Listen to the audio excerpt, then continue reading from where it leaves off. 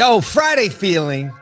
Friday feeling. Today we're talking about Lincoln getting a new president, getting refocused, Urban League collabing with the NADA, and it's the perfect season to talk about electric motorcycles. So happy about that one.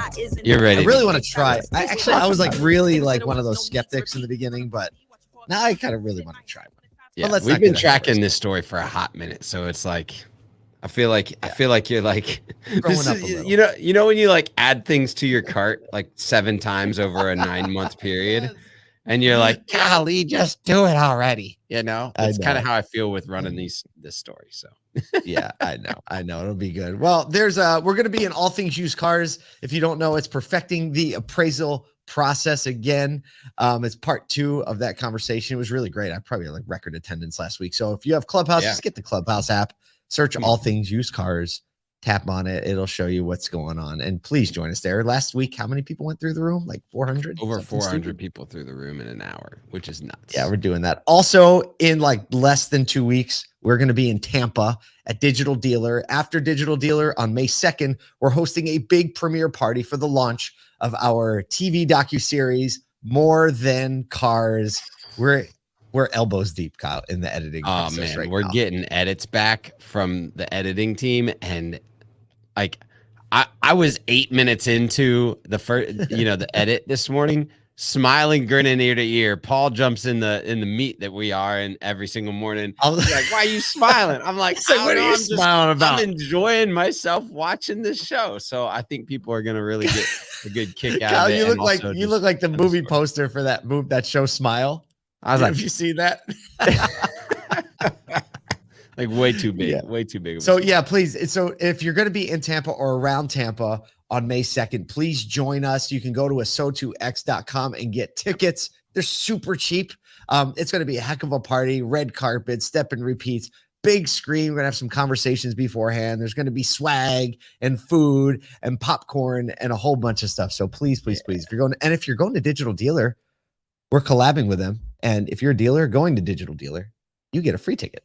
Hey, so there you go. If you're already going, then you need to go. Don't say we didn't love you. Don't say we didn't love you. Don't say it. Don't say it. A couple other things coming up that we'll talk about at another point. We're going to be in Vegas for Reuters event and all this and this and this. SodaCon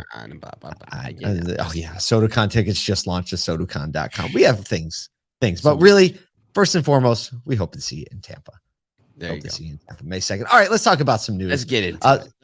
Lincoln's new president, Diane Craig, is ready to revitalize the luxury brand by refocusing on its EV strategy, updating products to attract customers, and reducing its dealer network. Yes, we put that one last, reducing its dealer network. Craig emphasizes the need for exclusive Lincoln dealerships, right? No more. She said, the current 637 stores that we have is too large, and we're actually looking for less dual branded stores. So the Ford Lincoln combo that so many of you have seen or work for or have, they're looking to reduce those. She didn't say exactly how many stores the brand needs or wants, but suggested, I don't know how you cannot say it, but you suggest a specific number. A very specific number. I don't know. It could be around 356, which is the number that was put out, which is actually the number of dealers who signed up for Lincoln's electric vehicle certification plan. So there's a little, there's a nod to like, hey, if you're in on that, you might still be in type thing. A little one hand washing the other kind of thing. And although the company has previously stated like really ambitious EV goals, for 2025 and 2026, they're actually pulling back on that a little bit. So they got a little excited. They're like, 75% of customers are still definitely going to choose gas, right? Exactly. And that's only going to go down to like 65% of customers in the next several years.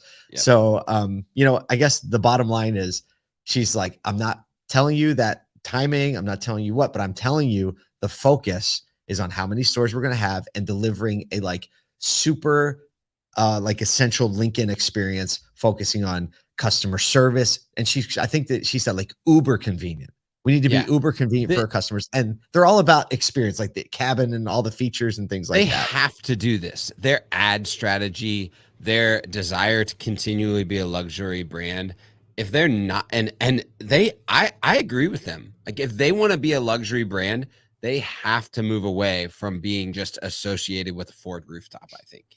Oh, without a doubt. That is a necessary move to like, it's why Genesis separated from the Hyundai brand, because it needs its own platform and way to communicate and, you know, customer service expectations. It's a whole nother game playing in the luxury world, and makes a lot of sense. I also cannot imagine being in the OEM PR roundtable right now. You're like, every OEM, it's like, oh, we're doing all EVs. We're kind of not. We're not things, but we are, but not yet. Push, but it is related to the EV push, and you know, customers we realize still want this thing, but we want that thing, and the government. I mean, I feel for them legitimately. I'm starting to feel bad for them, because it's this like chess game that is really intense when you've got like all these combustion engine vehicles sitting on the ground that need to move, that you need to be talking about, that your dealers need to be talking about, but the PR, the public perception, the public eye is all looking at how you're talking about EVs. It is just this like really kind of dual strategy that they're having to deal with. And this is just one of those, you know, you look at the story and you just read the data points and you're recognizing that it's a difficult place to be in. And so here's the note. Here's the tie down for me is, if you're a Lincoln dealer, if you're a Ford Lincoln dealer, is how do you just break the barrier of setting yourself apart as a full-on luxury customer experience entity, right?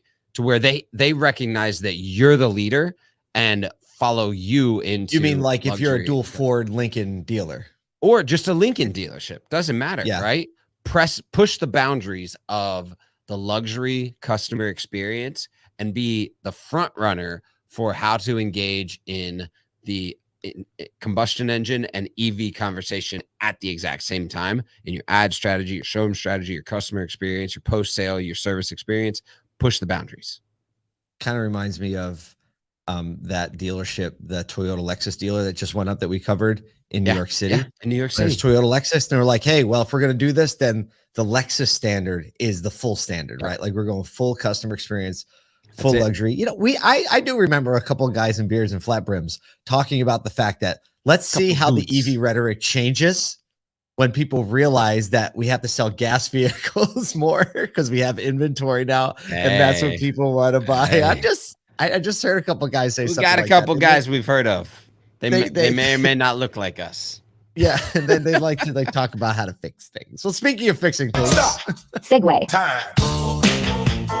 All right. According to NADA data, 39,000 new service techs graduate from U.S. tech schools every single year, which sounds like a lot until you realize the industry needs 76,000 techs a year to replace techs that, you know, move out of the industry or retire. I'm not the most amazing at the math, but that's like a $40,000 person deficit. So couple people, and GPT isn't fixing cars yet. Last time I checked. So that's why a new collaboration between NADA and the Urban League is so timely as a new pilot initiative to attract, retain, train new technicians at local dealerships is really picking up steam. So basically it goes like this. We heard a little bit about this back at NADA in Texas, but the program is now rolling in the pilot in Louisiana. And so basically hand-selected candidates go through a 4-week professional life skills training, right? So like we're training like just general things about like maintaining a productive life and like looking toward your future, right? It's so good. Yeah. And then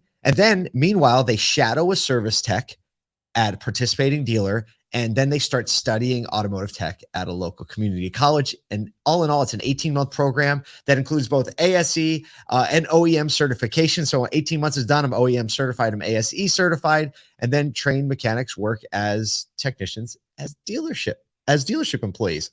Brilliant, right? It's just brilliant. It is the way. Let me just read this quote. Absolutely. And then quote from the NADA Foundation's chairwoman, Annette Sikora, owner of Smith Auto Family in Levelland, Texas. She says the pilot program is the first step in what we hope will be a national program to recruit, train, and place technicians in dealerships across the country. And basically, she says we can scale this just about anywhere. I love it.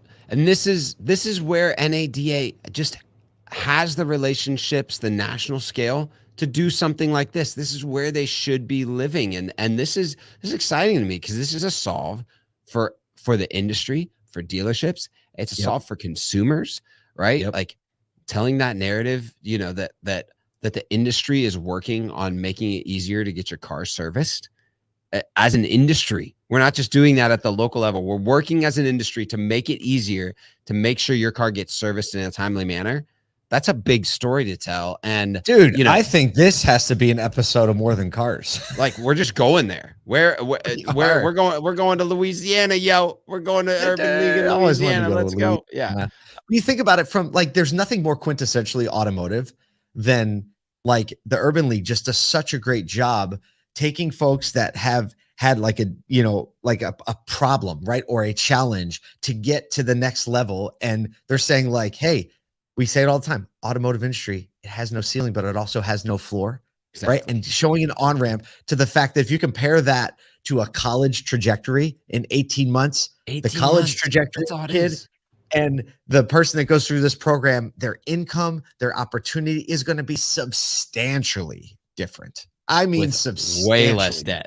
With way less. How about with zero debt? With zero debt with this program, right? And why not? Not to mention these cats going to come out of the program and within like 3 years, they're going to be, you know, bringing home 80, 90, 100 grand if they're really good.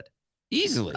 Absolutely easily. Show me another industry. I literally can't think of one other industry where this opportunity is there. The path is so clear. The path is so clear. You can do it in other industries, but the path is just so clear. If you get your OEM and your ASE certifications and you get your hours right and you're flagging your appropriate hours and you know your times and you don't have comebacks and all that type of stuff, you, like, a technician is worth its weight in gold right now, right? So a few years and of that type of experience. I don't know if you heard, but there are 40,000 opportunities right now. 40 a year. 40,000. Go tell your friends. Go tell your friends. Tell your friends. Well, speaking of telling your friends, I'll tell my friends. Segue. I'll tell them all. All right, I'm gonna tell you all about this because Paul's got his color commentary ready to fire from the hip.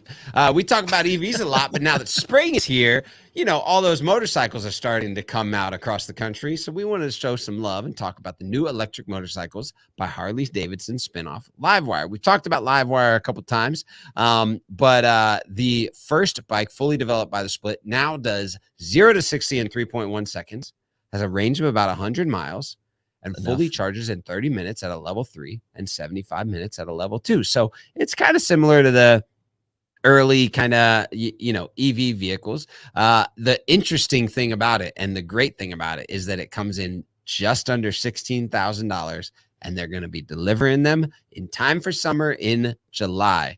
The anecdotal note here is the journalist / enthusiast that got to write this little article, and you'll check it out. They definitely loved it. So all right. So Paul, for those of I haven't broken out my motorcycle. I'm jumping a bit. If you live in upstate New York, this is like the beginning of motorcycle season, and we have like 3 weeks of it. So we're all excited for the next 3 weeks before it gets snows again. Now, so we have a few months ahead of us, and most riders, like the 100-mile range is fine, right? Yeah. Because I have both of my bikes, the range is about that anyway with gas. And listen, after you ride 100 miles, like you're ready, like that's part of the biking trip, right? You stop, you get something to eat, right? Like, so you plug it in. At first I was like, no, motorcycles got to have, you need to hear it, you need to feel it. But more and more, I'm like, you know what? I mean, this guy's like, look, you can talk to your friends while you're riding with them because there's no noise. The acceleration is smooth. You know, and frankly, like this is the first bike that Livewire has made broken off from the Harley-Davidson nameplate. And I'm going to offend some people with this, but it's cool. But if you're under 45, like the big Harley-Davidson logo on the bike doesn't really mean anything. Actually, it does mean something. And most of that meaning is means you're older than 45. Yeah, exactly. You nailed it. It does mean something. So I'm excited for this transition. I mean, look, it's a recreational vehicle. You're not riding across country on this bike. No, yeah. But I think it's gonna. I mean, it's 16,000. So it's. I mean, as motorcycles go, it's pretty expensive, right? Yeah, it's an expensive toy. That's but true. I would definitely rent one and try it out. But why not? I know. So just think right now, like people are, I'm going to get my bike out this weekend. It's now you're definitely doing it after this. Oh, all day long. Dave the Wave just comments on the live stream. Shouldn't you guys be in the All Things Used Cars Clubhouse in 8 minutes? Actually, correction. Well, yes, we should. It's 4 minutes from now because of the time delay. So we're heading over there. We hope you have an amazing Friday, caring about people, loving people. Go ride a motorcycle if you haven't, and we'll see you in All Things Used Cars.